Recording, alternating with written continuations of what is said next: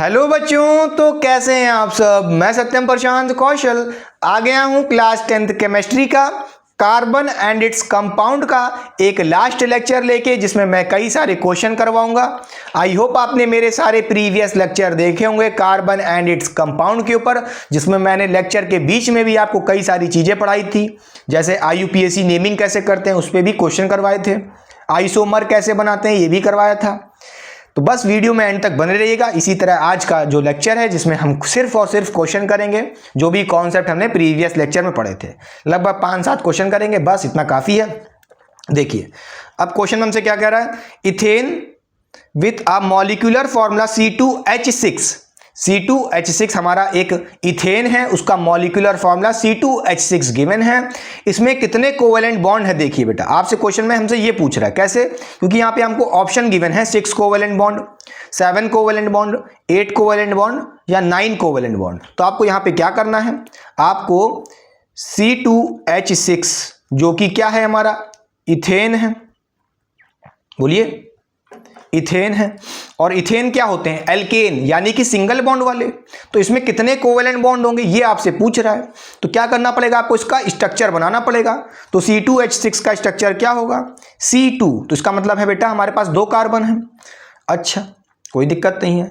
अब देखिए यहाँ पे इसका नाम क्या है, इथेन। इथेन एन का मतलब होता है सिंगल बॉन्ड, बोलिए एन का मतलब होता है कार्बन कार्बन के बीच में सिंगल बॉन्ड होगा, बोलिए हाँ या ना। तो आपको यहाँ पे कार्बन कार्बन के बीच में सिंगल बॉन्ड बनाना है, बना दिया। हमारे पास 6 हाइड्रोजन है, तो 3 लेफ्ट वाले को दे दीजिए, 3 राइट वाले को दे दीजिए। तो एक हाइड्रोजन हमने लेफ्ट वाले में ऊपर बना दिया, एक लेफ्ट में बना दिया, एक डाउन बना दिया। इसी तरह राइट वाले में भी बना देंगे। ठीक बच्चों, तो ये हमारा स्ट्रक्चर हो गया। अब देखिए यहाँ पे कितने कोवेलेंट बॉन्ड आपको दिख रहे हैं, एक तो ये दिख रहा है, दूसरा ये है, तीसरा ये है, चौथा कार्बन कार्बन के बीच में है, और यहाँ पे 5वां ये हो गया, 6वां ये हो गया, 7वां ये हो गया। तो कितने कोवेलेंट बॉन्ड है हमारे पास, बोलिए C2H6 में कितने हैं, 7 कोवेलेंट बॉन्ड है। क्लियर बच्चों, समझ गए, पक्का। आगे बढ़ें। इसी तरह आपको इथेन की जगह एल्केन में कोई भी दे सकता था, ठीक है, जैसे आपको प्रोपेन दे देता, मीथेन दे देता। क्लियर। चलिए आपके लिए होमवर्क है, मीथेन का बताइएगा। मीथेन का बता दें, अच्छा देख लो कितने होंगे, कार्बन कितने हैं, 1 है, हाइड्रोजन 4 हैं, और एक ये हो गया, 4 हाइड्रोजन बना दिए हमने। अब देखिए कितने कितने हैं बॉन्ड इसमें, बोलिए कितने कोवेलेंट बॉन्ड है, 1 2 3 4, 4 हैं तो 4 होगा। इसी तरह आपको प्रोपेन दे सकता था, बोलिए एग्जाम्पल देखिए, एक और क्वेश्चन, ये एक और क्वेश्चन था हमारा, और एक और ये क्वेश्चन देखिए, आपके लिए होमवर्क है, ट्राई करिएगा। प्रोपेन की बात करें, C3H8 बेटा ट्राई करिएगा, 3 कार्बन 8 हाइड्रोजन, सबको लगा देना। बोलिए कितने होंगे, बता दें, चलिए बता देते हैं कितने सिंगल बॉन्ड होंगे, यानी कि कोवेलेंट बॉन्ड। 3 कार्बन है, बना दिए एक साथ। हाइड्रोजन कितने हैं बेटा, 8 हैं, 3 लेफ्ट वाला ले लेगा और राइट वाला भी 3 ले लेगा, तो ऐसे बना दिए हमने। फिर देखिए एक हाइड्रोजन इधर ऊपर, एक हाइड्रोजन इधर ऊपर, फिर एक नीचे। बीच वाले कार्बन को देखिए, उसको कितने हाइड्रोजन मिलेंगे, देखिए बीच वाला जो कार्बन है वो लेफ्ट वाले कार्बन से भी बॉन्ड बना रहा है, राइट वाले से भी बना रहा है। क्लियर। इसके 2 बॉन्ड कंप्लीट हो चुके हैं। अब इसको 2 बॉन्ड और बनाने हैं, तो एक हाइड्रोजन से ऊपर बना लेगा, एक हाइड्रोजन नीचे से बना लेगा। देखिए बेटा कार्बन को टोटल बॉन्ड कितने बना सकता है, मैक्सिमम शेयर कर सकता है 4। क्लियर। तो 2 कार्बन से बनाया, 2 हाइड्रोजन से बनाया बीच वाले ने, पक्का। अच्छा तो अब इसमें देखिए कितने आपके वो होंगे, कितने आपके वो होंगे कोवेलेंट बॉन्ड, एक तो ये हो गया, एक तो ये हो गया, दूसरा, तीसरा, 4 5 6 7 8 9 और यहाँ पे 10 बेटा। कितने हो गए कोवेलेंट बॉन्ड इसमें, 10 बॉन्ड हो गया। क्लियर। आगे बढ़े, चलिए नेक्स्ट क्वेश्चन देखिए क्या कह रहा है आपसे, ब्यूटावन, बोलिए butanone is a 4 carbon compound with a functional group. इसमें कौन सा फंक्शनल ग्रुप है, खुद सोचिए। आपके पास लिखा है ब्यूटानॉन, तो बेटा ये जो लास्ट में आपको 1 दिख रहा है, देखिए ध्यान से, ये जो 1 दिख रहा है ये क्या बताता है, ONE। ये क्या, कौन सा फंक्शनल ग्रुप है, बोलिए वो ONE से कौन सा फंक्शनल ग्रुप मिलेगा, कीटोन मिलेगा। याद है कि नहीं याद है, बोलिए बच्चों, कीटोन मिलता था कि नहीं मिलता था, पक्का समझ गए। अरे याद है कि नहीं याद है, जिसमें C डबल बॉन्ड ऐसे O होता था ऊपर की तरफ, 4 कार्बन का होगा। तो इसमें आपसे ये नहीं पूछ रहा है स्ट्रक्चर आपसे सिंपली पूछ रहा है कि यहाँ पे ये क्या है, कीटोन है ना, तो बस कीटोन पे लगा दो। क्लियर? बोलिए बच्चों, आगे बढ़ें।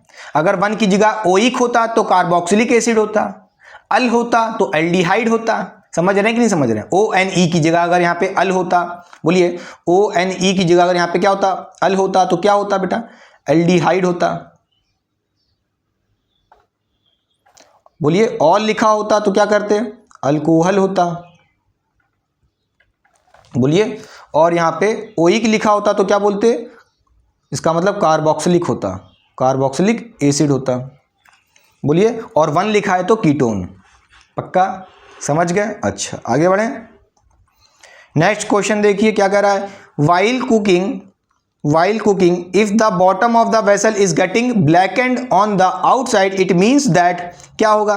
पहला ऑप्शन देखिए क्या कह रहा है, food is not cooked properly. ये तो राइट ऑप्शन हो ही नहीं सकता, ठीक है। The fuel is not burn completely, fuel completely burn नहीं हो रहा है। देखिए बेटा, जब किसी फ्यूल की कंप्लीट बर्निंग नहीं होगी तो वो क्या बनाता है, कार्बन बनाएगा उसके वेसल के ऊपर, तो वो ब्लैकन हो जाएगा। तो अपना ऑप्शन यही होगा। पहले पढ़ लेते हैं। बी वाला कह रहा है the fuel is not burning completely. C वाला कह रहा है फ्यूल इज वेट, फ्यूल भीगा हुआ है, या कह सकते हो मॉइस्चर है उसमें। ये कह रहा है आपसे सी ऑप्शन, ये भी नहीं हो सकता। डी कह रहा है आपसे the fuel is burning completely, तो ये भी नहीं हो सकता। अब ऑप्शन कौन सा होगा, बी वाला होगा। क्यों कह रहे हैं ऐसा? देखिए एनसीईआरटी में आपने देखा होगा कि जो भी आपके हाइड्रोकार्बन्स होते हैं, बोलिए जैसे आपके पास यहाँ पे मान लो कोई भी हाइड्रोकार्बन है बेटा, मान लो मीथेन है, उसकी जब बर्निंग कराओगे, बोलिए ऑक्सीजन से रिएक्ट करा दिए, बर्निंग का मतलब ये होता है combustion of methane in oxygen. तो देखिए यहाँ पे क्या बनेगा, CO2 बनेगा प्लस वाटर बनेगा प्लस हीट एनर्जी निकलती है। इसी एनर्जी को हम लोग हीट एनर्जी को यूज़ करते हैं फॉर कुकिंग फूड बेटा।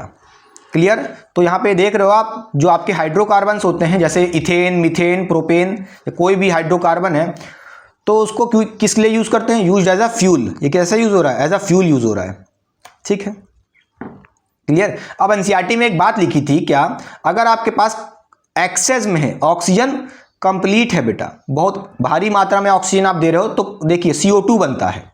अगर आपने यहाँ पे ऑक्सीजन को लिमिट कर दिया, बोलिए अगर आपने यहाँ पे ऑक्सीजन को लिमिट कर दिया, लिमिटेड ऑक्सीजन है, क्या है, लिमिटेड ऑक्सीजन है, तो उस केस में CO2 ना बन के क्या बनेगा, बोलिए कार्बन बनेगा। बहुत ही वेरी लिमिटेड ऑक्सीजन है तो क्या बनेगा, कार्बन बनेगा, C प्लस H2O बनेगा।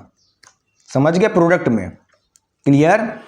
तो देखिए यहाँ पे कार्बन आएगा, कार्बन कैसा होता है, ब्लैक होता है, इसलिए उसकी वेसल में नीचे की तरफ कालापन आ जाएगा। पक्का?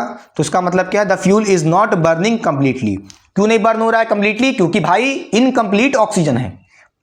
पक्का समझ गए? तो यही ऑप्शन होगा हमारा। बोलिए अब कैसे लिखेंगे, देखिए एनसीईआरटी में एक बात लिखी थी, कह रहा है व्हेन, देखिए बेटा लिखिए, एनसीईआरटी में इसका एक वो लिखा था line, when the fuel does not burn completely then sooty flame appear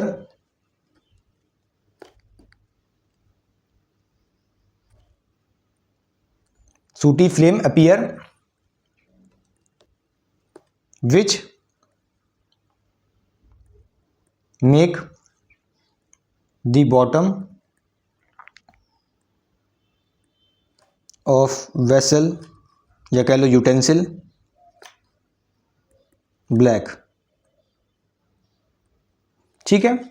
clear? सूटी का मतलब होता है जैसे बहुत ही, जैसे आपके घर में देखिए बेटा, जो गैस होती है जब एक स्टार्टिंग में लेके आते हैं एकदम भरी गैस होती है, भर के एकदम, तो एकदम ब्लू फ्लेम मिलती कि नहीं मिलती है। जैसे जैसे आपका जो फ्यूल होता है कम होता जाता है, लास्ट में देखिए जब एकदम लीस्ट होती है, बहुत कम गैस होती है, तो जब जलता है तो देखिए हल्का सा येलोइश आ जाता है, तो वही शूटी फ्लेम। ठीक है, आगे देखिए, तो यहाँ पे अब देखिए क्या कर रहा है, draw the electron dot structure of ethanoic acid. तो चलिए सबसे पहले इथेनोइक एसिड का इलेक्ट्रॉन डॉट स्ट्रक्चर बना लेते हैं। देखिए बच्चों, तो इसका स्ट्रक्चर कैसे होगा, ध्यान से देखिए, इथेनोइक एसिड का, इथेनोइक एसिड, इथेनोइक का मतलब देखिए बेटा, इथनोइक, एथ का मतलब यहाँ पे दो कार्बन बना लिए, उनके बीच में सिंगल बॉन्ड, और ओइक का मतलब है यहाँ पे एक कार्बोक्सिलिक ग्रुप होगा, फंक्शनल ग्रुप कौन सा है, कार्बोक्सिलिक। तो देखिए यहाँ पे एक हाइड्रोजन यहाँ लगा, एक यहाँ लगा है, एक यहाँ लगा है। ठीक है, अब बचा राइट वाला बेटा, हमें इसको फंक्शनल ग्रुप भी देना है।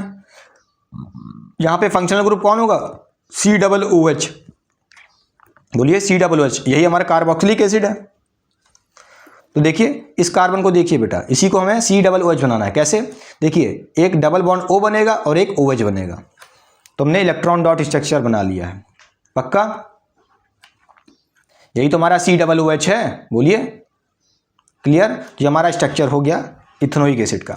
H2S का देखते हैं बेटा, H2S का देखिए, तो देखिए S हमारा कम है, देखिए H2 दो हैं तो H के नंबर ज़्यादा हैं, S का नंबर कम है H2S में, हाइड्रोजन सल्फाइड में, तो S बीच में होगा। बीच में कौन होता है, जिसका नंबर लेस होता है कंपाउंड के अंदर।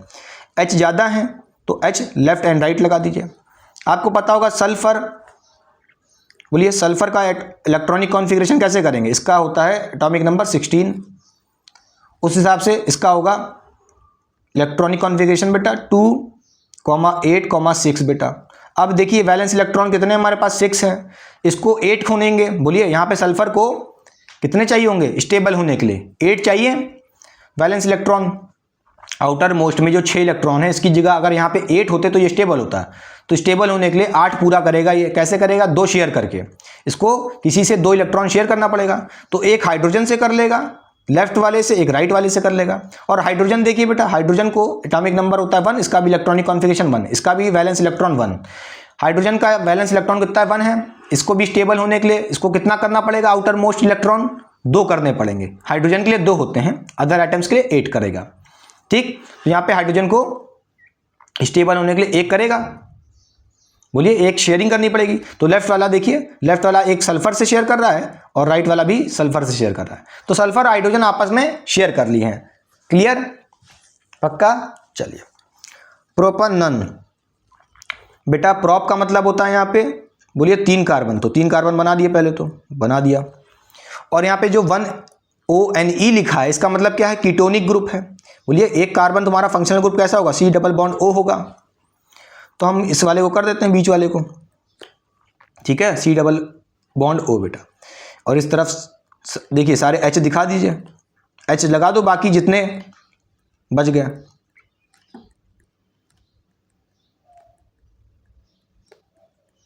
ठीक है, ये हो गया हमारा प्रोपनन। क्लियर, आगे बढ़ें। F2 देखिए बेटा, F2 देखिए, अगर आप इलेक्ट्रॉनिक कॉन्फ़िगरेशन देखेंगे फ्लोरीन की, इसका एटॉमिक नंबर होता है 9, इलेक्ट्रॉनिक कॉन्फ़िगरेशन हो जाएगी 2,8 नहीं 2,7 होती है। वैलेंस इलेक्ट्रॉन कितने हैं, 7 हैं, हाँ या ना। तो देखिए 7 है तो आपको क्या करना पड़ेगा, तो पहली बात तो F2 लिखा है तो 2 F लिख दिए सामने सामने। इलेक्ट्रॉनिक कॉन्फ़िगरेशन कितनी है फ्लोरीन की, 7 है बेटा। फ्लोरीन एटम को स्टेबल होने के लिए 8 करना पड़ेगा, तो उसके लिए एक कोवेलेंट बॉन्ड बना लेंगे, आपस में शेयरिंग हो जाएगी दोनों को। लेफ्ट वाले ने राइट से ले लिया, एक शेयर कर लिया इलेक्ट्रॉन, राइट वाले ने लेफ्ट से एक इलेक्ट्रॉन शेयर कर लिया। यहाँ पे इलेक्ट्रॉन का ट्रांसफर नहीं होता है बेटा, ठीक है, पॉजिटिव नेगेटिव चार्ज नहीं आएगा, ये कोवेलेंट बॉन्ड है, इलेक्ट्रोवैलेंट नहीं है। आगे बढ़िए, अब यहाँ पे लिखा है एक, देखिए ध्यान से, क्या, why does the micelles formation take place when soap is added to water while myceli be formed in the other solvent such as ethanol also। देखिए इसका रीजन मैंने पहले से लिख दिया है आपके लिए, बहुत ही ढूंढ ढांड के। One end of the hydrocarbon chain which is water repellent, repellent मतलब जो वाटर को दूर भागती है, रिपेलेंट का मतलब है दूर भागती है, क्योंकि आपने पढ़ा था हाइड्रोकार्बन की जो चेन होती है वो कैसी होती है,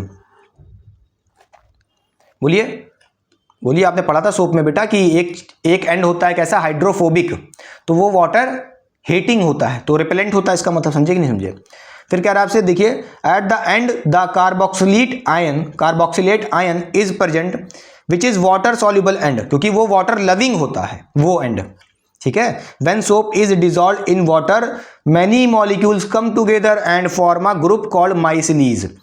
तो बेटा जब soap is dissolve in water, जब सोप को डिजॉल्व किया जाता है वाटर में, मैनी मॉलिक्यूल्स, कई सारे मॉलिक्यूल्स एक साथ आते हैं और ग्रुप हो जाते हैं और उसको बोलते हैं माइसिलीज, ठीक है। These micelles formed because their hydrocarbon chain comes together and polar end are projected toward micelles formation in ethanol which not occur because the hydrocarbon chain end of the soap will also dissolve in water। बेटा अब इसका reason आपको नहीं समझ में आ रहा है तो भाई लेक्चर में जाओ, लास्ट वाला जो लेक्चर था प्रीवियस लेक्चर के लास्ट एकदम टाइम पे जाना, टाइम ड्यूरेशन में, वहां पे मैंने आपको डिटर्जेंट और सोप पढ़ाया था, उसमें अच्छे से मैंने पढ़ाया था, वहां से आप समझ जाओगे क्या रीजन कहने का मतलब है। अभी बेटा सिर्फ क्वेश्चन पे बात है, ठीक है।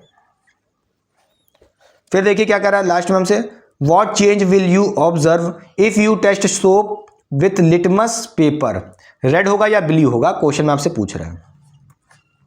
तो मैं आपको यहाँ पे बता देता हूँ पहली बात तो, कि जो आपका सोप होगा वो कैसा होता है। पहली बात ये जानिए, जो आपका बच्चों सोप होता है वो बेसिक इन नेचर होता है। क्या होता है? बेसिक नेचर का होता है। अगर बेसिक नेचर होगा और आप लिटमस पेपर में सोप मिलाओगे, बोलो डिप करोगे सोप के अंदर बेटा, तो क्या होगा, उसका कलर कैसा होगा, बोलिए, लिटमस पेपर टर्न ब्लू। बेटा ये टर्न कर जाएगा ब्लू में, क्योंकि आपको पता है लिटमस पेपर बेस के प्रेजेंस में, बेसिक नेचर में क्या करता है, अपने आप को टर्न कर लेता है ब्लू में। क्लियर। अब आइए देखते हैं नेक्स्ट, आपसे क्या कह रहा है, which of the following hydrocarbon undergo addition reaction. देखिए बेटा एडिशन रिएक्शन तभी होता है, पहले ये बात समझिएगा, एडिशन रिएक्शन किस में दिखती है, सीन इन अनसैचुरेटेड कंपाउंड।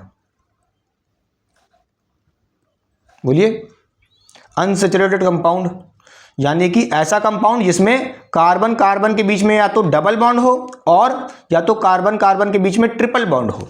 ऐसे अगर आपके पास कोई हाइड्रोकार्बन है, जैसे एल्कीन में, एल्काइन में, समझ गए, जैसे इथीन हो गया, इथाइन हो गया, प्रोपीन हो गया, प्रोपाइन हो गया, ब्यूटीन हो गया, ब्यूटाइन हो गया, ये सब क्या है, अनसैचुरेटेड कंपाउंड जिसके अंदर डबल बॉन्ड है या ट्रिपल बॉन्ड है। क्लियर। तो इस टाइप के एडिशन रिएक्शन देते हैं। बोलिए, आपने देखा था क्या एडिशन रिएक्शन में, एडिशन रिएक्शन में क्या होता था, याद करिए, मैं आपको बताता हूँ। देखिए, जो आपका मान लीजिए आपके पास कोई कार्बन कार्बन के बीच में डबल बॉन्ड है और यहाँ पे CH2 लिखा है, यहाँ पे भी CH2 लिखा है, इसको बोलते हैं इथीन। बोलिए, डबल बॉन्ड वाला है। यहाँ पे आप ट्रिपल बॉन्ड भी ले सकते हो, क्या ले सकते हो, बोलिए, यहाँ पे आप इथाइन भी ले सकते हो, तो एक एक हाइड्रोजन कम कर देना ट्रिपल बॉन्ड बनाओगे तो। ठीक है, हमने इथीन ले लिया, क्या लिया, इथीन लिया। इसका फॉर्मूला अगर मैं पूछूं तो क्या होगा, देखिए ये तो स्ट्रक्चर बना दिया आपने ना, C2H4, यही तो है, अरे इसी को तो मैंने स्ट्रक्चर में बनाया है। ठीक, अगर आप इसमें क्या करते हो, कोई हाइड्रोजन एसिड लेते हो जैसे HCl, in the presence of Ni, निकल या प्लेटिनम या प्लेडियम, तो ये क्या करता है, यहाँ पे ये निकल एक बॉन्ड तोड़ देता है, एक बॉन्ड यहाँ पे तोड़ देगा, ब्रेक कर देगा। क्या करेगा, एक बॉन्ड तोड़ देगा। कैसे तोड़ेगा, तो देखिए क्या हो जाएगा, कार्बन कार्बन के बीच में सिंगल बॉन्ड आ जाएगा, एक बॉन्ड खाली हो चुके हैं दोनों कार्बन के, तो उससे एक एक्स्ट्रा हाइड्रोजन आ जाएगा। तो पहले हाइड्रोजन कितने थे, एक कार्बन पे 2 थे, अब 3 हो जाएंगे। पक्का समझ गए, ये थी हमारी एडिशन रिएक्शन, थोड़ा रिवाइज करा दिया है। अब देखिए यहाँ पे आपको करना क्या है, बस आपको ये बताना है कि इनमें से कौन से कंपाउंड आपके देखिए अनसैचुरेटेड है। तो देखिए कौन कौन से अनसैचुरेटेड हैं, तो आपका आंसर होगा, आपका आंसर है बेटा एक तो C2, बोलिए कौन कौन सा होगा, एक आपका होगा C2H, नहीं एक सेकंड, आपका होगा एक तो C2H2, ये दिख रहा है, बोलिए भाई यही तो होगा C2H2, इसमें तो दिख रहा है, CH4 तो होगा नहीं। और देखिए कौन होगा यहाँ पे, यहाँ पे आप कह सकते हो, एक सेकंड इसका आंसर बता रहा हूँ, एक सेकंड।